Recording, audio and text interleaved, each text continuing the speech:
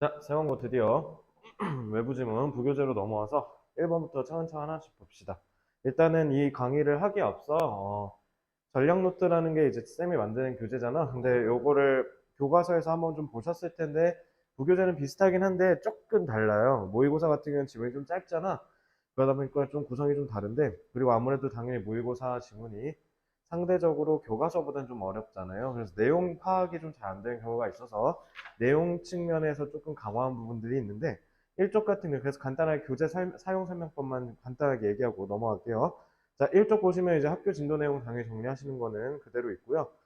다만 이제 교과서 같은 경우는 위에 그 복습 관리 칸 있잖아. 여기를 별로 그렇게 중요시 하진 않았는데, 모의고사 지문 조금 중요하게 볼 겁니다. 그래서 어떤 문제가 나올 거고, 그리고 여기에 주제가 어떻게 되는지 쓰는 이유는 빨리 인덱싱, 그러니까 이 지문이 어떤 지문인지 빨리 훑어야 내가 복습을 어느 거 먼저 할지 알 수 있잖아. 그런 차원에서 지문의 주제를 먼저 써놓는 거고요.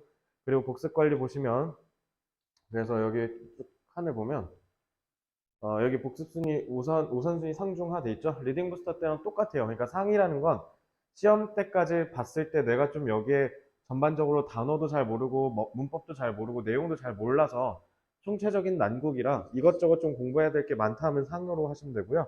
중은 시험에 임박했을 때 잠깐 좀 보는 거. 그러니까 단어 몇 개 모른다던가 아니면 문법 잠깐 몇 개 살짝 미세하게 모른다든가 영작만 좀 하면 된다든가, 근데 내용은 거의 다 이해해서 내용 문제는 어느 정도 맞출 수 있다 하면 중이라고 하시면 돼요. 하는 그다지 굳이 복습이 필요하지 않는 수준이라고 보시면 되는데, 리딩 부스터랑 똑같이 가면 돼. 한 3번은 하, 5번은 중, 7번은 상, 이렇게 생각하셔서 쭉 복습을 하시고 칸에다가 체크하시면서 본인의 노력을 이렇게 조금 가시와 눈에 보일 수 있도록 좀 해줬으면 좋겠고요. 그래서 그 밑에 이제 한글 해석도 다 써놨고, 이제 이쪽부터 보면 여러분들이 교과서에서 봤던 거랑 똑같아요. 그래서 단어 쭉 잡고요. 3쪽처럼 문법 쭉 잡고, 그다음에 이제 4쪽에 보면은 문장 연구도 있죠. 그래서 문장도 쭉 잡아 드릴 건데, 그 밑에 최종 점검은 말 그대로 뭐냐면 이제 문장이랑 어법이랑 어휘를 이렇게 쭉 봤잖아. 그럼 거기에 아무것도 안 되어 있는 칸에서 여러분들이 직접 뭐 본인만의 스타일대로 다시 필기를 하면서 복습을 하든 아니면 점검을 하든 알아서 본인만의 스타일대로 마지막으로 최종 점검하라는 의미예요. 자, 그리고 오른쪽에 보면 논리 연구와 문제 연구가 있죠. 자, 논리 연구는 말 그대로 뭐냐면 여기는 한글로 번역을 했는데 한글로 변환을 해놓고도 뭔 말하는지 모르는 문제가 좀 있어요. 그러니까 고3 지문이라든가 어려운 모의고사 지문들은 되게 그런 경우가 있기 때문에 이런 식으로 내가 다 넘버링을 통해서 국어 비문학 해설하듯이 어떤 내용인지 다 상세하게 설명해 드릴 겁니다.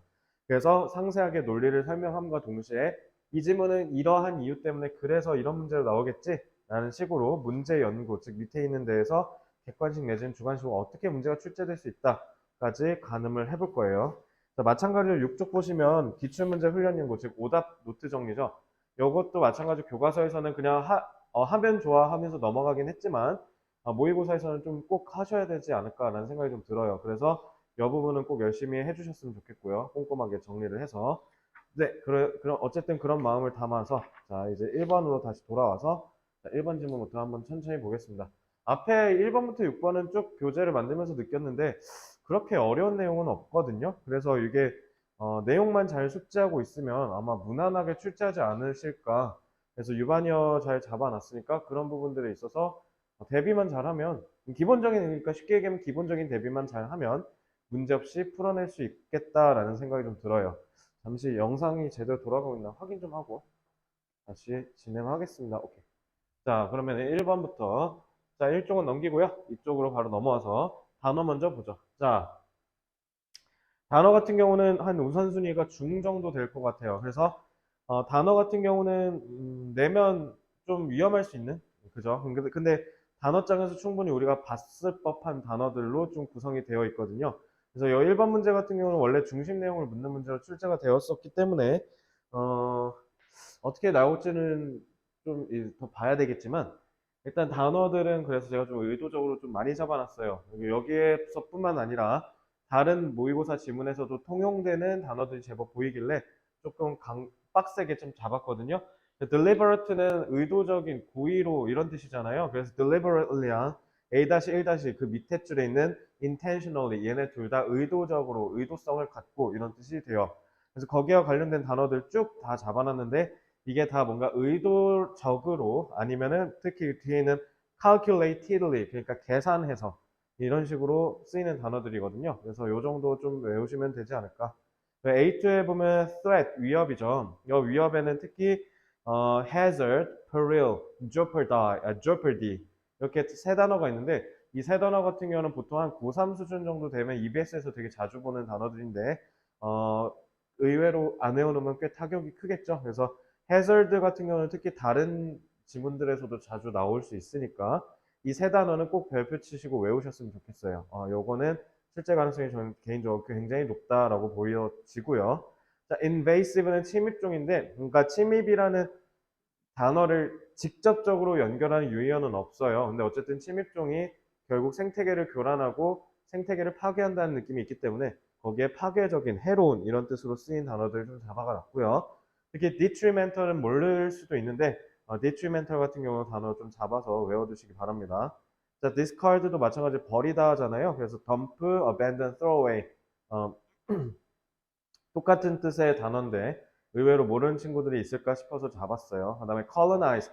colonize는 식민지화하다잖아요. 식민지화하다도 마찬가지로 침입종이 결국 저기 토종들이 살고 있는 데를 뺏는 거니까 빼앗다와 관련된 아니면 차지하다와 관련된 단어들로 좀 잡아봤습니다. 특히 overrun 같은 경우는 overrun은 별표 치시고요. overrun 같은 경우는 저기 뺏어서 뭔가 파괴시키고 파멸에 이르게 한다. 이런 느낌이 강하기 때문에 딱 콜로나이즈와 부합하는 의미상으로 부합하는 유의어가 될 수 있기 때문에 오버런 같은 경우는 혹시 만약에 학교 선생님이 잡으셨다면 이건 출제 가능성이 거의 100%에 수렴한다라고 보시면 되겠습니다. 자, 그리고 이거 제가 죄송해요. 오타를 했어요. 그 콜로나이즈 밑에 보면 move에 밑줄 그어져 있죠.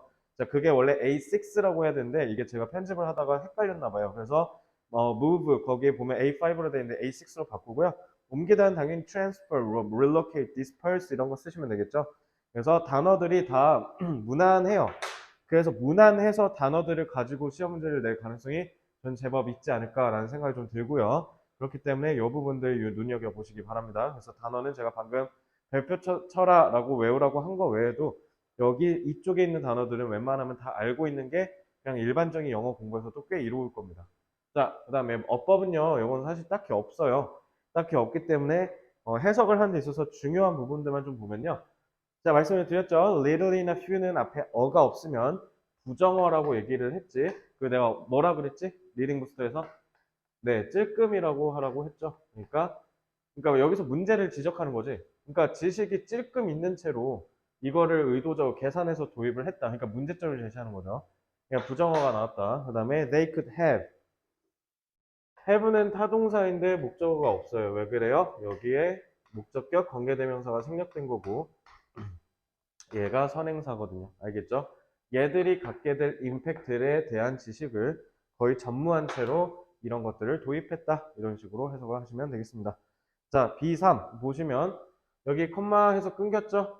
그리고 여기 보시면 fish and shellfish는 have been intentionally introduced all over the world for aquaculture. 자, 그러면은 여기가 동사죠? 자, 그리고 콤마하고 끊겼네. 그럼 여기에 ing인 거면 동사를 쓰고 여기에는 분사 구문을 통해서 문장을 구성한 거구나 라고 해석을 하시면 되겠죠. 그래서 이렇게 아쿠아컬처 즉 바다에서 양식한다는 거죠. 그 물에서 양식하는 거. 그래서 양식을 해가지고 이제 요거 물고기들 쭉 데려와서 키우는데 그게 이제 어떻게 하는 거야? 당연히 우리한테 음식도 주고 그다음에 일자리도 창출하겠죠. 이러면서 제공한다라고 해석을 하시면 되겠어요. 그러니까 쭉 도입되면서 사람들과 사람들에게 음식도 제공하고 일자리도 제공하고 이런 느낌으로 해석하시면 되겠습니다. 그래서 분사구문이 중간에 콤마에서 삽입구에서 꼽사리 껴서 들어간 거죠. 그지? 그리고 이제 뒤에 벗으로 쭉 내려가고 있습니다. 자, 그 다음에 B4. B4는 which contains. 자, 이게 동사니까 누가 봐도 주격, 관계, 대명사, 선행사 앞에 이렇게 보시면 되겠죠? 자, 그래서 이게 다예요, 문법은. 그래서 문법으로는 출제할 가능성이 현격히 떨어진다고 보시면 되고요. 그래서 문장 연구에도 딱히 중요한 문장이 포착되지는 않아요. 그나마 문장 연구에서 좀 건드려 볼까 하면 분사구문인데 이걸 가지고 영장 문제를 내기에는 조금 이 의미상으로도 좀 빈약하겠죠. 그래서 여기는 문장 연구는 딱히 없으니까 바로 논리 연구 페이지는 5쪽으로 넘어오시면 되겠습니다. 자, 그러면 1번 도입이에요. 자, 그러니까 1번의 도입부에 뭐라고 얘기하나 볼게요. 1번 문장에. 자, 이거 그대로 여기 넘버링이랑 그대로 연동되고요. 여기에 노란색으로 칠해진 게 여러분들 이 지문 내용에 볼드 처리된, 진하게 볼드 처리되고 밑줄 쳐진 부분들이랑 똑같아요. 알겠죠? 맞춰서 보시면 됩니다. 자, 많은 marine species, 해양의 종들이 다 가령 얘네들인데 일부러 의도적으로 계산되어서 도입이 되었대요. 근데 문제는 그게 얘네들이 끼칠 영향에 대해서는 거의 찔끔 알지도 못한 채 도입했다라는 겁니다. 자, 여기에 외래라는 말은 없지만 어쨌든 밖에서 데려온 거잖아요. 그래서 많은 해양 외래종이라고 할게요.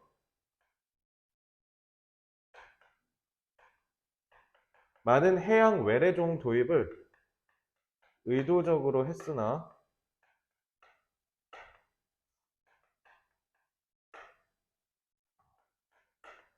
끼칠 영향력에 대해선 알지 못한다라고 얘기를 해요. 자, 얘네가 끼칠 영향력에 대해서 알지도 못한 채 외래종의 도입을 적극적으로 했다라는 거잖아. 그러면 알지 못한 채라는 거에서 딱 보여지죠. 문제점을 제기하는 거지. 자, 그럼 이제 요거에 대해서 부정적으로 당연히 서술하지 않겠습니까? 자, 이번에 구체화는 뭐냐면요. 이걸 좀 더 구체적으로 설명한다라는 거예요. 그래서 얘네들이 의도적으로 도입이 됐는데, 자, 요거는 지금 계속 똑같은 얘기 하는 거죠. 그대로 intentionally랑 deliberately 같은 말이니까. 그래서 양식을 위해서 얘네들을 의도적으로 다 데려왔는데, 그래서 좋은 거는 뭐예요? 아, 좋은 건 우리한테 일자리도 주고 음식 생산도 되고 좋은데, 문제는 얘네가 어떻게 하냐면 그 양식장에서 빠져나온대. 그래서 결국 어떻게? native species, 토종에게 위협이 되는 게 문제는 거죠. 자, 여기서 문제가 뭐야? 그러니까 문제점이 끼칠 영향력에 대해서 알지 못했다는 걸, 이게 뭐야? 결국 얘네가 양식장에서 여기서는 뭐 일자리를 주고 이런 좋은 점은 굳이 얘기할 필요 없어요. 애초에 이거의 중심 내용은 뭐예요? 부정적 서술이잖아요. 그러니까 저런 건 다 생략하고 그대로 핵심만 내려서 연결하면 돼요. 양식장에서 저 외래종이 탈출해서 토종에게 위협이 되는 거죠. 이러니까 문제가 생긴다는 거예요. 그러니까 여기서 영향력을 끼치게 된다는 게 뭐야? 얘네가 탈출할지는 몰랐다는 거지. 그지? 구체화가 된 거예요. 자, 이제 우리는 이제 문제에 대해서 완전히 완벽하게 식별했어요. 외래종을 도입하는 게 왜 문제가 되지? 얘네가 양식장에서 탈출하면 토종들이랑 접촉하게 될 거고, 거기에서 토종들이 만나지 못한 뭐 바이러스라든가, 인간의 접촉에 의해서 인간이 옮기는 바이러스라든가, 이런 것들이 토종한테 가면 면역력이 없는 토종은 당연히 죽어버릴 수밖에 없고, 그럼 거의 생태계 박살 나겠죠? 그런 얘기를 하는 거죠. 그지? 자, 그래놓고 Atlantic salmon, 이거 살몬이라고 읽으면 안 된다, 참고로. salmon, 애를 좀 먹어야 돼요. 그래서 salmon은 우리가 맛있는 연어 얘기하는 거죠. 그러니까 아틀란틱 연어, 그 대서양에 있는 연어가 rear가 이제 뒤에서 이렇게 봐준다는 거니까 기르다라는 뜻이거든요. 길러졌거든요. 워싱턴 스테이트랑 브리티시 콜롬비아. 저희 이제 미국의 주 이름이에요, 주. 그러니까 우리나라 좀 뭐 경기도, 강원도 뭐 이런 느낌이라고 보시면 돼요. 근데 문제는 거기서 애들이 reared, 그러니까 양식된다는 거잖아. 근데 거기서 애들이 해마다 자꾸 escape, 도망간대. 그래서 얘네가 salt water, 그 바다랑 그다음에 fresh water, 담수, 그러니까 뭐 민물 있잖아, 민물, 짜지 않는 물. 그런 데서 자꾸 발견이 된다라는 거야. 그러니까 여기는 지금 토종들이 살고 있는 데잖아. 그러니까 어떻게 된다라는 거야? 사례원은 실제로 실제는 굳이 안 써도 되죠. 사례가 있으니까. 미국에서 양식장에서 나와서 양식되는 외래종들이 해양과 담수에서 발견된다라는 거죠. 자, 그러니까 해양과 담수에서 발견된다라는 건 외래종이 탈출했다는 거죠. 그러니까 탈출해서 토종에게 위협이 되고 있다라는 거예요. 그죠? 그래서 일단 첫째, 그러니까 지금 문제 제기의 문제점 1은 뭐냐면 외래종이 탈출해서 토종에게 위협이 되는 거야. 그래서 여기서 의미 단위가 하나 끊겨요. 자, 그리고 이제 5번부터는 이게 엄밀히 말하면 사례 2가 아니라 이거 좀 바꿔볼까? 그러니까 사례이고 얘는 그러니까 문제점 1이죠. 엄밀히 말하면. 그리고 얘는 문제점 2라고 보는 게 좀 더 맞겠네요. 그죠? 이렇게 해야 조금 내용의 이해가 더 깊어질 것 같아요. 그러니까 문제점 1은 뭐다? 일단 애들이 자꾸 탈출하는 거. 그리고 2번 뭐냐면 그러니까 escape가 첫 번째 문제. 두 번째는 recreational fishing이라는 뜻이야. 그러니까 취미로, 재미로 즐기는 그 낚시라는 뜻이에요. 그러니까 취미 낚시요. 취미 낚시가 또한 invasive species, 외래종을 자꾸 퍼뜨릴 수 있다는 거예요. 사람들의 취미 낚시 또한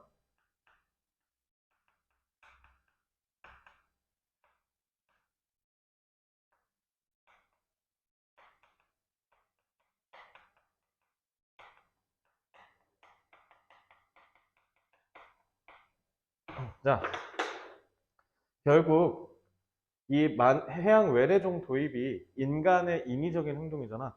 인간의 욕심이 결국 두 가지의 원인이 돼서 토종들에게 위협이 되고 결국 생태계 파괴로 이루어지는 게 첫 번째, 우리가 먹고 싶은 거 마음껏 먹고 거기에 있어서 사람들의 일자리를 창출하려고 좋은 쪽으로 조금 써보려고 아쿠아컬처를 했더니 외래종이 양식장에서 삐져나와가지고 걔네가 막 토종들 박살내고 당기고 있고, 그래서 실제로 미국에서 그런 사례가 있다라고 뒷받침을 해주는데, 또 사례 2, 또 뭐다?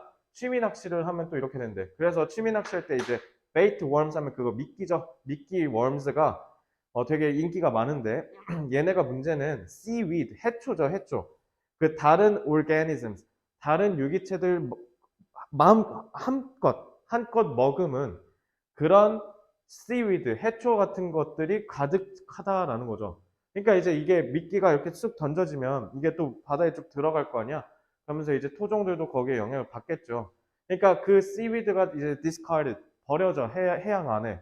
그러면 이제 얘네가 자꾸 이 유기체가 서슴서슴 먹어 치운다라는 거죠. 결국 외래종이 결국 어떻게 하는 거야? 토종들의 살자리를 다 뺏어버린다라는 거죠. 그래서 여기서 제일 중요한 단어가 뭐예요? colonize죠, colonize. 뺏어버린다. 그러니까 내가 단어 잡은 거야. colonize를 가지고 어떻게 하면 돼? 식민지화하다의 유의어인 점령하다, 차지하다, 빼앗다 이런 단어들을 활용해서 저기 뭐 내면 돼요?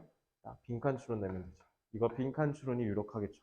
자, 그러면 제가 저기다 네모 1 한 이유가요. 밑에 문제 연구의 객관식 있죠? 거기다가 네모 1 하고 저 부분이 빈칸 추론으로 출제될 수 있다라고 써두시면 돼요. 간단하죠? 그러니까 문제를 내는 데 있어서 원리가 딱 보이지. 논리 연구를 같이 이렇게 쓱 하니까. 그지? 이렇게 하면서 문제도 이해하고 내용도 이해하고 그다음에 어떻게 출제할지도 가늠을 하는 게 이게 바로 내신 공부에 있어서 제가 원하는 3박자예요. 그래서 이걸 하는 겁니다.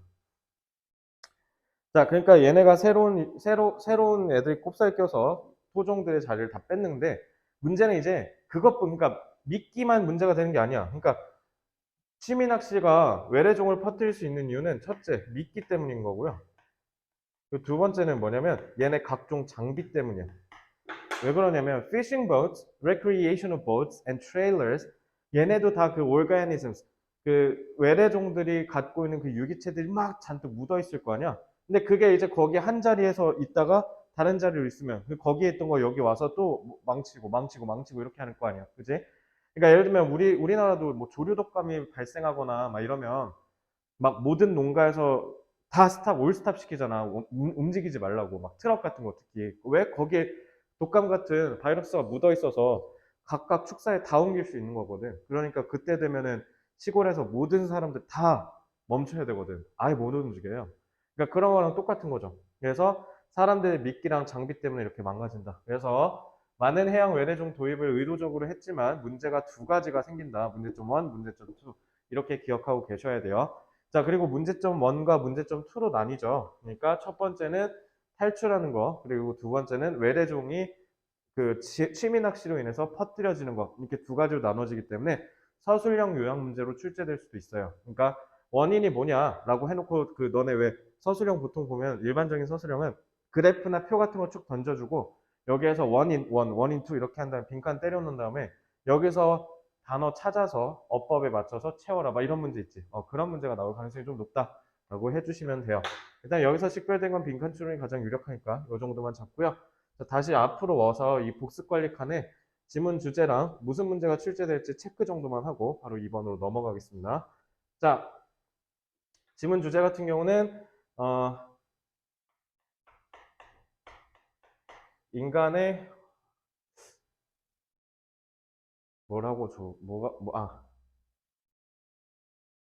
인간의 개입으로 인하여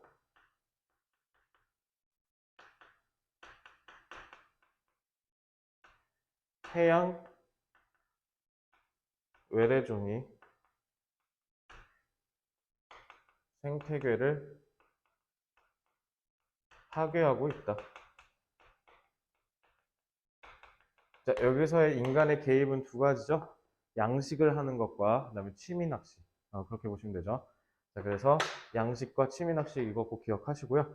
자, 출제 예상은 일단 애초에 대의가 이제 중심 내용이에요. 중심 내용을 왜 주제 제목 이렇게 안 나눴냐면요. 어차피 주제든 제목이든 요지든 다 선지 영어로 나와서 구분이 필요 없어요. 그래서 그냥 대의로 묶었고요. 대의로 나왔기 때문에 대의로 나오긴 조금 애매하겠죠. 그래서 제가 봤을 때는 요거는 문제가 뭘로 나올 것 같냐면 빈칸이랑 그다음에 서술형 요약 문작성 이렇게 두 개가 나오지 않을까라는 생각이 좀 듭니다. 그러니까 내용만 잘 알고 계시면 되고요. 그 다음에 각각 핵심이 될 만한 요소들에 제가 유반이어 다 잡아놨으니까 그 정도만 훈련하시면 문제없이 1번은 맞추지 않을까라는 생각이 좀 듭니다. 자, 정리 다 되셨으면 바로 8쪽으로 넘어올게요. 자, 2번도 그렇게 어렵지는 않아요. 직관적으로 이해가 가능한 소재인데 특히 이제 맨 앞에 바로 얘가 무슨 얘기를 할지를 알려줘가지고 그렇게 이해를 하는 데는 어렵진 않을 겁니다. 자, 단어도 얘도 역시 중요성이 중인데요. 얘는 그냥 단어가 중요한 애들이 많은데 문제는 이 단어가 왜 또 상은 아니었냐면 단어장에서 너네가 흔하게 볼 수 있는 단어들로 구성되어 있어요. 유반이어가. 그렇기 때문에 충분히 숙지가 잘 가능하지 않을까라는 생각이 들어서 중요성을 중으로 내렸고요. wrongly는 잘못이잖아요. 그러니까 사람들이 다 잘못 생각하고 있다라고 했을 때 가장 대표적으로 많이 쓰이는 단어가 mistakenly예요. 그래서 mistakenly 같은 경우는 너네가 mistake가 실수 이런 식으로 알고 있기 때문에 아마 직관적으로 저게 잘못이라고 알고 있을 가능성이 높아서 그냥 저걸로 바꿀 수 있구나 정도로만 직감적으로 확인하면 틀리진 않고 그러니까 굳이 의도적으로 외우지 않아도 될 거라는 생각이 좀 들고요. 자, A2에는 former가 이전이란 뜻이죠. 이전, 예전. 그래서 그거와 관련된 단어들도 좀 잡았는데 previous, prior, preceding은 인간적으로 이거 셋 중에 하나라도 모르면 그냥 고2, 고3 생활하는 내내 문제가 생길 수 있어요. 그래서 여기서 단디해서 잡아서 외우시고요. 자, A3랑 A4 같은 경우는 이 문제에서 이 지문에서 가장 중요한 단어가 되겠습니다. 그렇기 때문에 A3, A4는 모르는 단어 하나라도 있으면 안 돼요. 그래서 A3, A4는 특히 별표 쳐서 외워주셨으면 좋겠고요. neglect, overlook, scorn, disregard, brush aside. brush는 이렇게 빗질하잖아. 빗질하다잖아. 옆으로 이렇게 빗질해서 치워버린다는 뜻이야. 그러니까 중요하게 생각하지 않는다라는 뜻이 되는 거고요. underlying은 밑에 놓여있는, 그러니까 그만큼 근본적인이라는 뜻이겠죠. 그래서 fundamental, essential, profound 이런 단어가 가장 적절하지 않을까라는 뜻이 적절하지 않을까라는 생각을 하고요. A5는 혹시 몰라서 잡았는데 홀마크 같은 경우는 우리가 조금 그러니까 좀 흔하게 접하는 단어가 아닐 수도 있어서 홀마크 같은 표식이란 뜻이에요. 표식.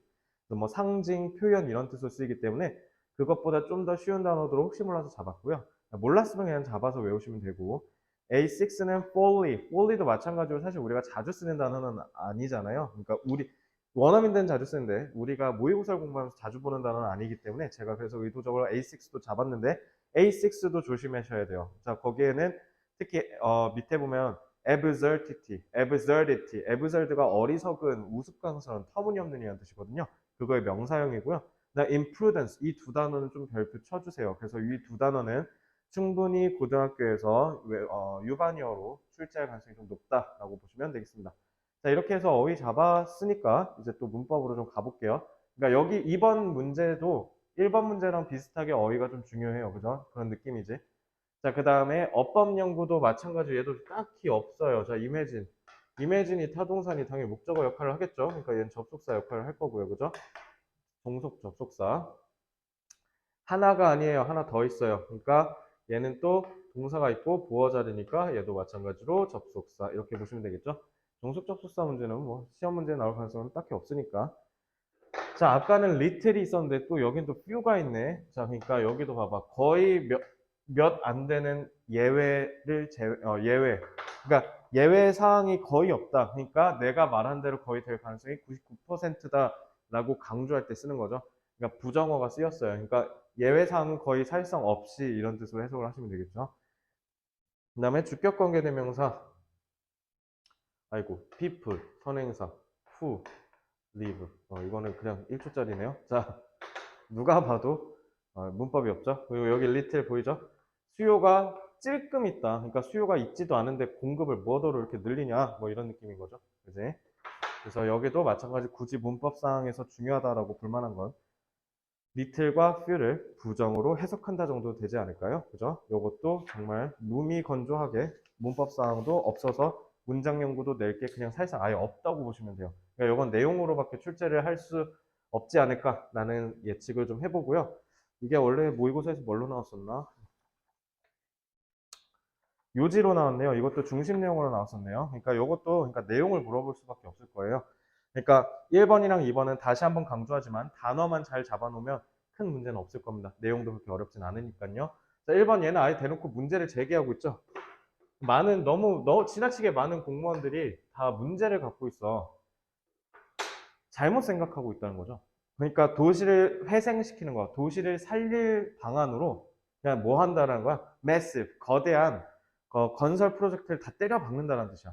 지금 내가 알기로 대구도 막 그래서 막 건물 미친 듯이 올리고 있다고 하던데 대구도 지금 자꾸 인구가 줄고 있죠. 그러니까 우리나라 참 인구 감소 문제가 되게 심각한 게 물론 서울이 인구 감소하는 건 다른 지역에 비해서는 조금 다른 문제겠지만 대신 서울이 주는 대신에 경기도로 많이 옮겼잖아요. 그러니까 수도권이 과밀화되는 현상이 자꾸 생기고 있는데 문제는 제2, 제3의 도시라고 불리는 저기 부산이랑 대구가 지금 막 저물고 있으니까 특히 부산이 계속 뭔가 인구랑 그다음에 생산성이 떨어지고 있는 건 대단히 심각한 상황이거든요.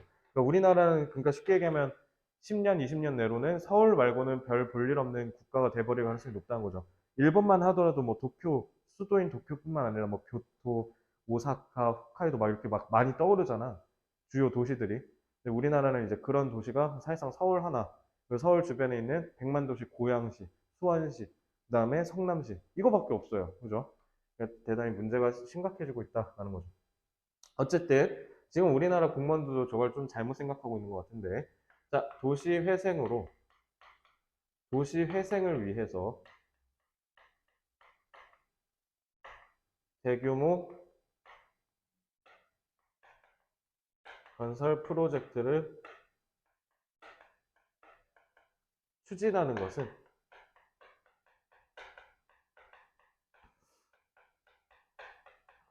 잘못이다. 그래서 문제를 제기했죠. 그죠? 자, 그래서 도시를 살리겠답시고 막대한 돈을 부어서 거기다 건물 미친 듯이 짓고 아파트 짓고 상가 짓고 해봐야 의미 없어요. 잘못 생각하고 있는 거예요. 이렇게 대놓고 딱 얘기했죠. 1번, 2번 한꺼번에 해서.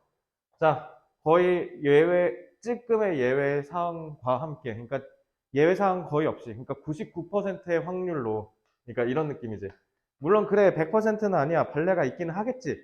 근데 99%의 확률로, 그러니까 자기의 주장을 강력하게 어필하려고 이렇게 쓴 거죠. 그 어떤 공공의 정책도 이런 도시 변화의 타이더, 그 조류, 그러니까 물결을 이겨낸 적이 없어. 그러니까 이렇게 인위적인 정책으로 그 건물 막 때려박는다고 해서 사람들이 오겠냐라는 거야. 절대 안 가죠. 자, 그렇게 치면 서울은 솔직히 서울도 그렇고 일기 신도시인 여기 고양시 일산 신도시도 그렇고 지금 다 건물 다 낡았잖아요. 근데 왜 대체 건물값이 막 10억 하고 20억 하고 30억 하고 서울 가보면 되게 진짜 와 여기서 사람이 어떻게 살지 싶은 무너져가는 아파트도 15억, 20억 막 이러잖아. 그지? 근데 왜 다 서울에 살라고 하냐고. 왜 차라리 밑에다가 새 건물 지으면 여기 새 거고 그리고 싸요 여러분 많이들 오세요. 근데 왜 아무도 안 가냐고. 그죠? 그래서 지금 대구도 공실률 미쳤다고 하죠. 엄청나게 많이 공실이 되고 있다라고 하는데 한번 보면 그래서 우리는 가난한 사람들의 그러니까 도시가 저물고 있다는 건 거기 안에 있는 사람들이 가난해지고 있다는 거 아니야? 도시 내에서 돈이 안 나오고 있으니까. 경제 활동이 멈췄으니까. 그게 대표적으로 미국의 러스트 벨트예요. 예전에 이제 막 철강, 자동차, 선박, 조선 이런 거 있잖아. 이런 거로 강했던 그 그러니까 도시가 지금은 좀 녹슬었다 해서 러스트 벨트라고 하거든. 그래서 이름 까먹었다. 그 대표적인 게 미시시피 강 주변에 있는 그쪽으로 알고 있는데. 그래서 디트로이트, 그래. 디트로이트가 옛날에 차 만들던 데였었거든. 근데 이제 거기 지금 거의 다 썩었어요. 망가졌거든. 그래서 거기 있는 가난한 사람들의 니즈를 무시해서는 안 돼. 그게 걔네들한테 건물 지어주는 게 아니라 걔네 좀 도와달라라는 거죠. 그러니까 여기에서 주장은 뭐예요? 그러니까 도시를 건설해가지고 막 막대한 돈을 거기다 때려박는 게 아니라 자, 거기 쇠락한 도시 내에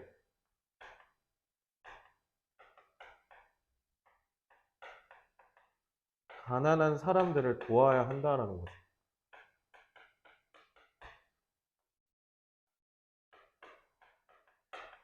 그러니까 건물 짓지 말고 그냥 사람들을 좀 도와줘. 거기 있는 사람들이 삐까뻔쩍한 건물을 원해서 그러는 거겠냐?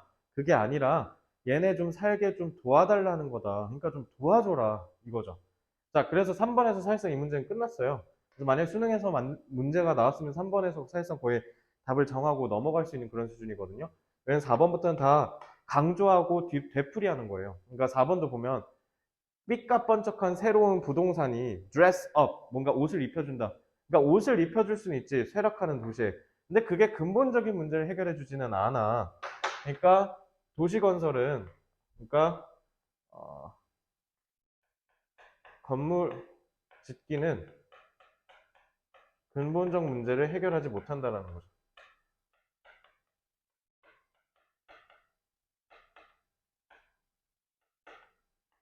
자, 건물 짓는 거 백날 해봐라. underlying problems 절대 해결 못해.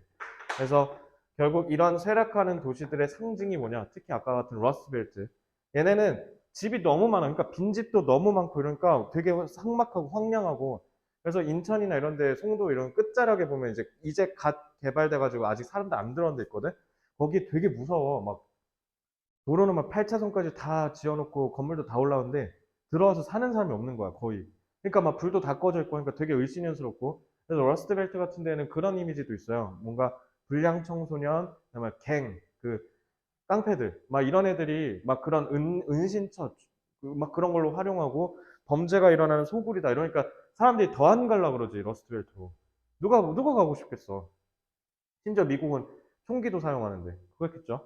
그러니까 아무리 해도 얘네는 오히려 그러니까 쇠락하는 도시의 상징은 뭐다? 지나치게 많은 건물이라는 거야. 근데 거기다 또 때려 박는다고? 그래 봐야 해결이 안 된다는 거죠. 그래서 5, 6번 한꺼번에 잡으면요. 수요가 적은데 공급을 때려 박아야 뭐 하냐? 돈 낭비다. 혈세 낭비다. 그래서 5, 6번을 한꺼번에 잡아볼게요. 자, 쇠락하는 도시는 수요가 적고 공급이 많아. 애초에 대규모 건설 프로젝트는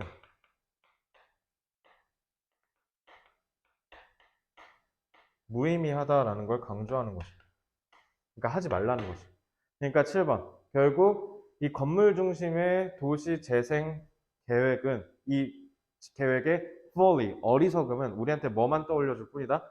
결국 도시는 구조물, 즉 건물이 아니라 그 안에 있는 사람이 중요하다. 그러니까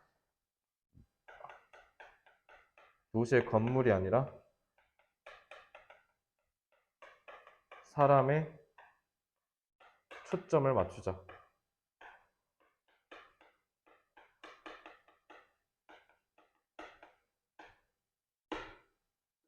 이렇게 하면 되죠. 그지? 그래서 저라면 이거 Cities aren't structures. Cities are people. 요거에 대해서 의미가 뭐냐라고 물어볼 것 같아요. 의미추.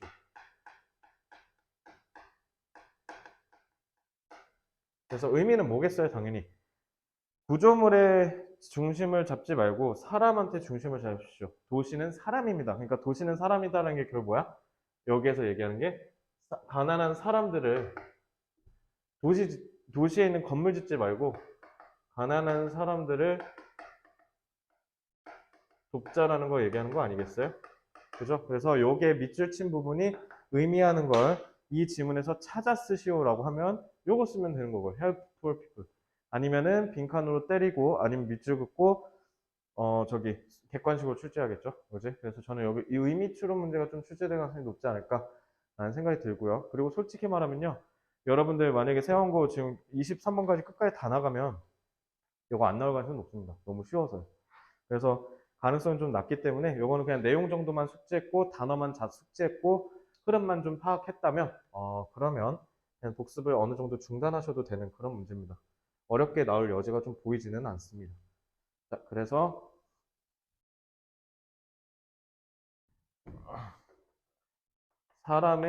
사람 중심의 도시 재생 계획을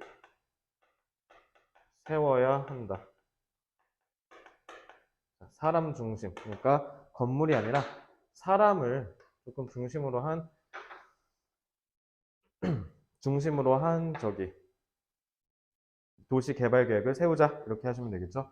그래서 의미 정도가 출제될 것 같고 나머지는 글쎄요 딱히 나올 만한 요소가 보이지는 않네요. 그죠? 그렇게 보시고 정리 다 되셨으면요 14쪽으로 오시면 됩니다. 자 14쪽. 자 요거는 좀 출제될 가능성이 좀 높은데요. 요거 내 기억으로 고3 지문인데 네 고3 지문이었네요. 자 그때 해설했던 게 좀 기억이 나긴 하는데 자 일단은 단어만 좀 잡을게요. 여기 단어도 중인데요. 중요하기는 해요. 근데 여기도 마찬가지로 저기 일반적으로 우리가 평소에 정규 수업 때 외웠던 단어들이 좀 대거 포진돼 있어서 그렇게 어렵진 않을 것 같다라는 생각이 들어서 이렇게 잡았는데 vague와 관련된 단어는 다 외우셔야 돼요. 여기서 모호하다는 건 그러니까 결국 독자를 어떻게 선정할지 잘 몰라서 애매하게 둔다. 그러니까 이것저것 다 하려고 한다. 이런 뜻이 있어가지고 indefinite, 그러니까 정하지 않은, 무수히, 무한한 이런 뜻인 indefinite도 좀 맞겠다 싶었고요. ambiguous, obscure, unspecified, indistinct 이거 다 뚜렷하지 않은, 모호한, 불분명한 이런 뜻이에요. 그래서 indeterminate, 그 다음에 ill-defined 이것도 다 마찬가지로 제대로 정의되지 않은 그 다음에 완전히 확정적이지 않은 이런 뜻이에요. 그래서 A1에 있는 단어는 싹 다 외우셔야 돼요. 아시겠죠? A1은 별표 치시고요. 그래서 A1과 대립되는 게 A3에 있는 distinctive, 특징적인, 뚜렷한이라는 뜻이죠. 그래서 서로를 반의 관계로 잡아가지고 A1과 A3는 이 지문의 핵심을 관통하는 중요한 단어이기 때문에 꼭 잡아서 외우시기 바랍니다. A4의 케이터 있죠, 케이터. 이게 케이터링이라고 하는데 케이터링은 그러니까 우리나라에서 뭐라고 불리냐면 출장 뷔페. 출장 뷔페가 영어로 케이터링이에요. 그러니까 맞춰서 이렇게 음식 떠다 주는 걸 케이터라고 하거든요. 그러니까 케이터 투는 뭐뭐에 적합하게 맞추다라는 뜻이라서 거기 보면 테일러 있죠, 테일러. 테일러가 사람 하나하나에 맞춘다라는 뜻이라서 테일러 별표 치시고 이건 되게 중요한 단어입니다. 그리고 딜라이트랑 그다음에 아이덴티파이는 다 단어들이 여러분들이 단어장에서 충분히 외웠을 법한 그런 단어들이고 혹시 몰라서 잡음 감이 좀 없지 않아 있어요. 그래서 여기서 제일 중요한 건 A1, A3를 중요하게 보시고요. A4에는 테일러랑 어댑트2로 바꿀 수 있다. 이 정도만 공부하시면 아마 단어는 문제 없을 겁니다. 자, 이제 문법이 슬슬 조금 공부할 만한 요소가 좀 생겼어요. 자, 문법 좀 보면요. mistake라는 일반적인 명사가 나오고 오브가 나왔죠. 자, 리딩 부스에서 가르쳐 줬잖아요. 동격 표현하는 법. 그지? 그 중에 여러 가지가 있겠지만 동격을 표현하는 법은 크게 두 개다. 그래서 접속사 that을 쓰는 법과 전치사 of를 쓰는 법. 그래서 이거 동격이에요. 그래서 앞에 있는 mistake를 부연 설명하는 거고요. 그래서 being too vague. 자, to도 내가 부정어로 하라 그랬지? 이거는 지나치게라고 해석을 하셔야 돼요. 부정어예요. 그래서 우리가 지나치게 애매모호하다라는 실수를 흔히 저지른다. 얘도 부정이겠죠. 자, 그리고 요거 조심해야 돼요. When it comes to 라고 하면요. 단어 외우듯이 외우시면 되거든요. When it comes to는 뜻이 뭐냐면 뭐뭐에 관하여 라는 뜻이 됩니다. 자, 그래서 이 to가 전치사 to예요. 그래서 이거, 즉 identify와 관하여 라는 뜻이 돼서 여기 무조건 동명사가 와야 됩니다. 전치사라서 명사 와야 되겠죠. 그래서 요거 정도는 어법으로 출제될 여지가 좀 있어요. 그래서 when it comes to identifying a target audience 에서 쭉 나가면 되고요. in a way that, 자, 보통 a way 같은 단어 나오면 뒤에 막 동격 나오고 그러잖아. 근데 얘는 attract가 나왔죠?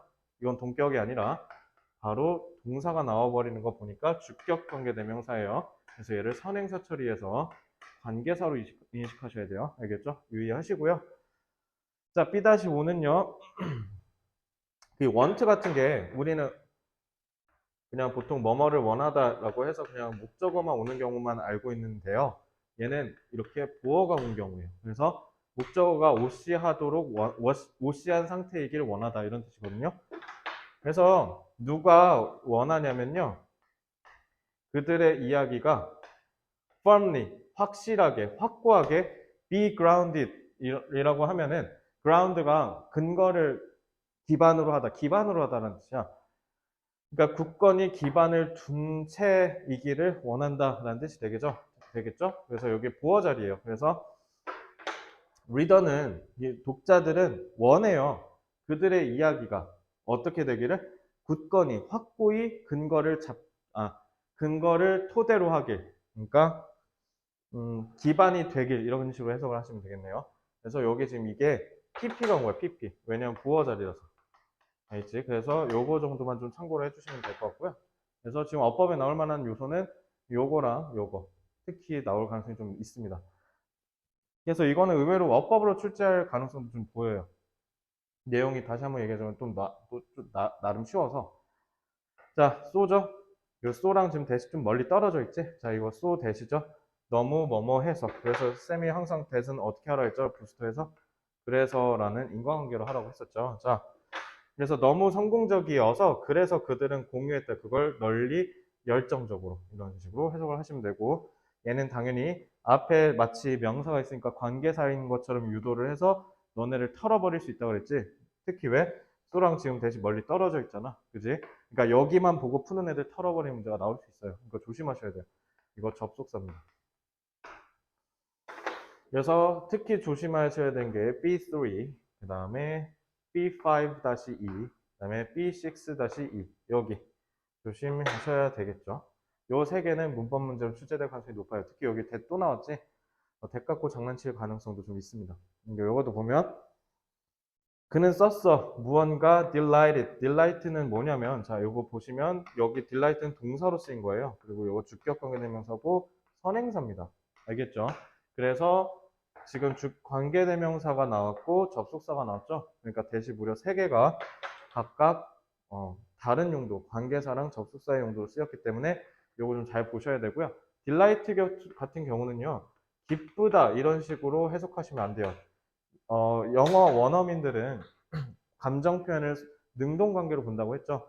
내가 기쁠라면 누군가가 나를 기쁘게 해야 된다. 걔네는 이렇게 본다고 했잖아. 그래서 뭐뭐를 기쁘게 하다 이런 식으로 기억하셔야 돼요.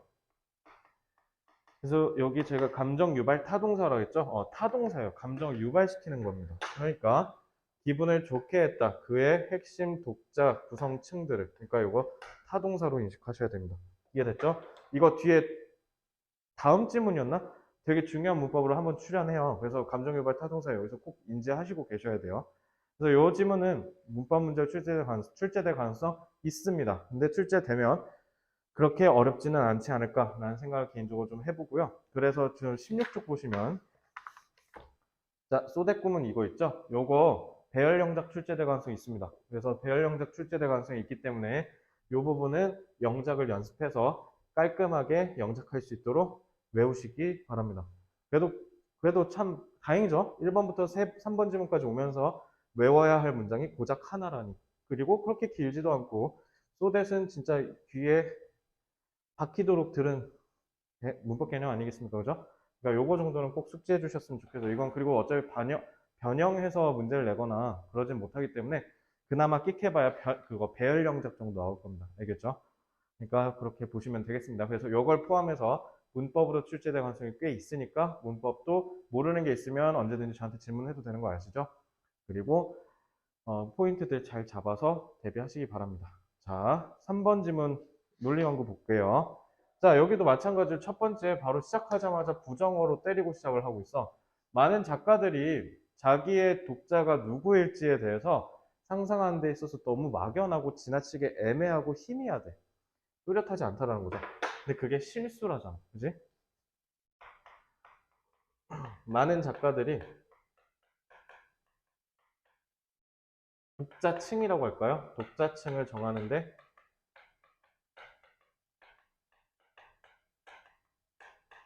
애매한 태도를 취하는 실수를 한다. 자, 실수를 한다라고 했으니까 이것에 대해서 부정적으로 서술했죠. 그래서 많은 작가들이 독자층을 정하는 데 있어서 애매한 태도를 정하는 것. 그래서 부정이라고 했고요. 자, 이 부정적으로 취한다는 게, 그러니까 애매한 태도를 취한다는 게 대체 뭘까? 구체화를 해주고 있어요. 자, 2번까지는 그러니까 target audience, 목표한, 겨냥한 독자층이 누구냐에 대해서 식별하는 데 있어서 everyone, 모든 사람은 아무도 아니다. 그래서 이거 밑줄 긋고 이게 뭔 말이야? 라고 물어봤던 거죠. 자, 그래서 everyone is no one이 뭔 말일까? 그러니까 결국 여기서 얘기하고 싶은 게 그 누구도 아무도 아니다 라는 말을 한번 이해를 해볼게요. 구체화를 해주겠죠. 자, 아마 걱정할 거예요. 뭔가 한 사람을 위해서 쓰면 다른 사람들이 못 읽을 것 같다라는 그런 생각을. 저 같은 경우도 지금 뭐 수업하면서 매번 얘기하긴 했는데 중학교 1학년부터 고등학교 3학년까지 저는 영어를 똑같이 가르친다고 그랬잖아요. 그래서 교재도 똑같이 가요. 그래서 여러분들 하는 거 중학교 2학년한테도 하고 중학교 3학년 때도 하고 있어요, 지금. 그러니까 다를 이유가 없다라고 보는 건데, 그러니까 여기도 그런 거 마찬가지예요. 고3 애들 가르친다고 해서 중학교 1학년 애들이 배제되진 않을까 걱정할 필요 없다라는 거예요. 고3을 만족하면 중학교 1학년한테도 만족할 수 있는 그런 책을 만들 수 있다. 그러니까 쉽게 얘기하면 이런 거라는 거지. 그러니까 내가 원하는 이 핵심 독자층을 겨냥해서 쓴다고 하면 얘네만 만족시키고 나머지는 만족시키지 못할 수도 있으니까 그걸 걱정하냐? 걱정하지 마라. 그런 일 안 일어난다. 왜냐하면 독자들은 꽤 알아서 자기가 설명이란 단어 선택 같은 거 있어서 간단한 선택들을 하니까, 그러니까 독자들이 알아서 잘 현명하게 판단하니까 얘네 걱정하지 말라라는 거야. 알겠지? 그래서 이걸 요약하면 특정 독자층을 겨냥해서 나머지 독자층을 잃을까 굳이 걱정할 필요 없다.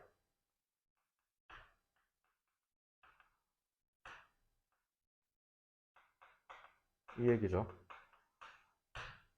그래서 6번의 핵심을 제시합니다. 6번에서 뭐라 하냐면 네 스타일은 더 뚜렷해질 거야.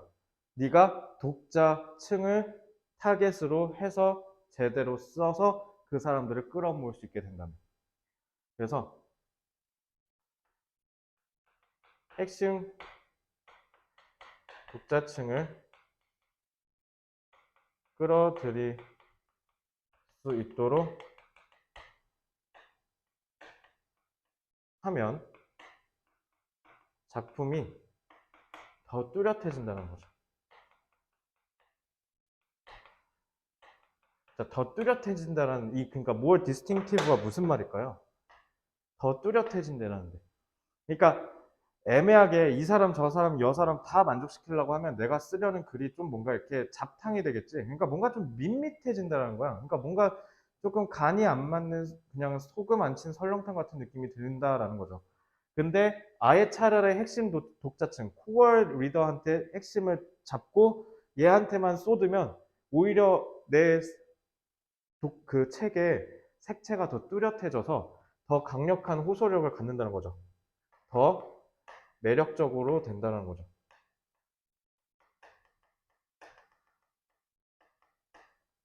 결국 이 뚜렷해진다는 게 더 매력적인 작품이 된다는 거예요. 그러니까 의외로 그렇게 해가지고 더 독자층 밖에 있는 사람들을 끌어들이는, 그러니까 쉽게 하면 외연이 확장된다고 하는 거지.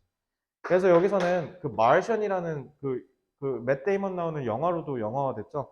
안타깝게 내가 마션 소설이랑 저기 영화 둘 다 안 봤거든.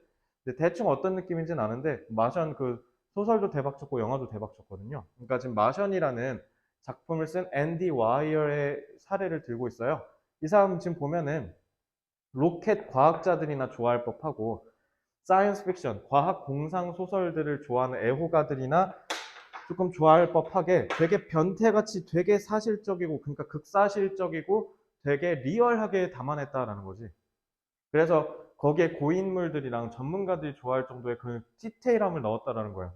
근데 의외로 이 글을 쓰고 있는 이 필자 아이는 그 둘도 아니야. 로켓 사이언티스트도 아니고 과학공상가 애호가도 아닌데 근데 책을 제법 재밌게 읽었대. 그러니까 어떻게 한 거야? 자기의 타겟 어디언스를 어필하니까 즐겁게 해주니까 그게 오히려 어떻게 된 거야? 다른 사람들한테 확장됐다라는 거죠. 그래서 소설 마션의 사례를 통해서 어떻게 한다? 진짜 고인물과 핵심 구독자층을 만족시켰더니 어떻게 그게 오히려 더 외연이 확장됐다라는 거를 얘기하죠. 그지? 그래서 여기서 제일 중요한 게 뭐예요? 그 more distinctive, 더 작품이 뚜렷해지면 오히려 어떻게 되는 거야? 작품이 더 많은 사람들한테 widely, 널리 읽히고 사람들이 그거에 열광한다는 거죠. 그래서 요거 정도만 도식화 잡고 이건 넘어갈게요. 마션의 사례는. 자, 그래서 이 사례를 분석하면 우리 굳이 모든 사람들한테 맞출 수 있는 작품을 만들 필요 없어. 그냥 core audience, 핵심 독자층만 즐겁게 해줘. 그렇게 되면 어떻게 된다라는 거야? broaden, far beyond, 더 외연을 확장할 수 있어. 라고 하는 거죠. 그래서 핵심 독자층이 열광하는 작품을 만들어야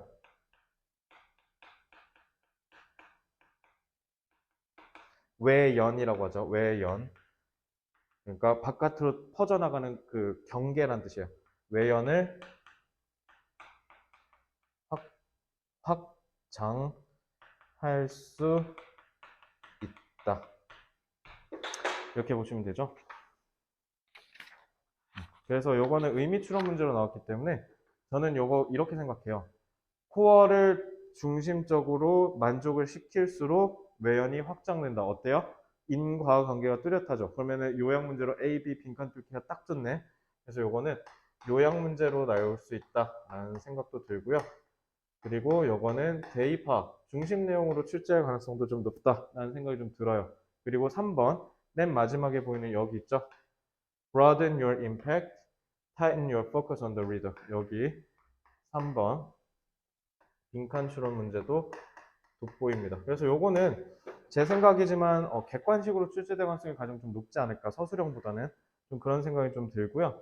왜냐면 길잖아요. 그래서 시간을 좀 읽으면서 소모시킬 수 있게 빈칸을 밑에다 한다든가 중심 내용을 물어서 선지를 다 읽게 한다든가 아니면 요약문을 만들어서 요약문을 읽게 한다든가 정도의 시간 소모로 쓰일 가능성이 좀 높지 않을까 싶어요. 서술형으로 내기에는 조금 아쉽거든요, 이게. 근데 그것도 있을 수 있겠다. 여기 문법 있잖아. 문법이 있으니까 문법이랑 저기 단어랑 섞어가지고 그거를 맞춰서 저기 빈칸 채우라던가 그런 문제도 나올 수 있겠네요. 그러면 이거는 여러모로 이것저것 다 출제될 수 있겠다. 그지? 자, 이 출제 예상에 여러 가지 좀 써보죠. 3번은 조금 긴장하시고 이것저것 공부해 두셔야겠네요. 그죠? 그래서 지문 주제는 핵심 독자층을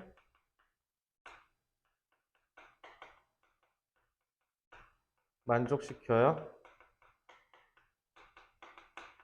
나머지도 만족시킬 수 있다. 이렇게 보시면 돼요. 자, 핵심 독자층을 만족시켜야 나머지 독자층도 만족시킬 수 있다가 이 지문의 주제겠죠? 이거는 대의도 나오고, 어법도 나오고, 빈칸, 요약. 다 나오네요. 엄청 많이 나오네, 그제? 그리고, 어법 판단으로 해야 되나? 어휘 판단으로 해야 되나? 어법 판단이라고 하자. 이렇게. 서술형이라면 어법을 건들 수도 있겠다라는 생각이 좀 드네요. 그죠? 자, 이렇게 보시면 좀 되겠어요. 자, 3번도 그나마 지금 1번부터 3번까지 왔는데 3번이 그나마 좀 출제할 포인트가 좀 보이는 거 보이시죠? 자, 그래서 이렇게 넘어가시면 되고, 일단 4번부터는 잠깐 템포 끊고 이따가 조금 진행을 해야겠네. 자, 그러면은 일단은 3번까지만 좀 정리하시고요. 4번부터는 다음 강의에서 시작하도록 하겠습니다. 고생했습니다.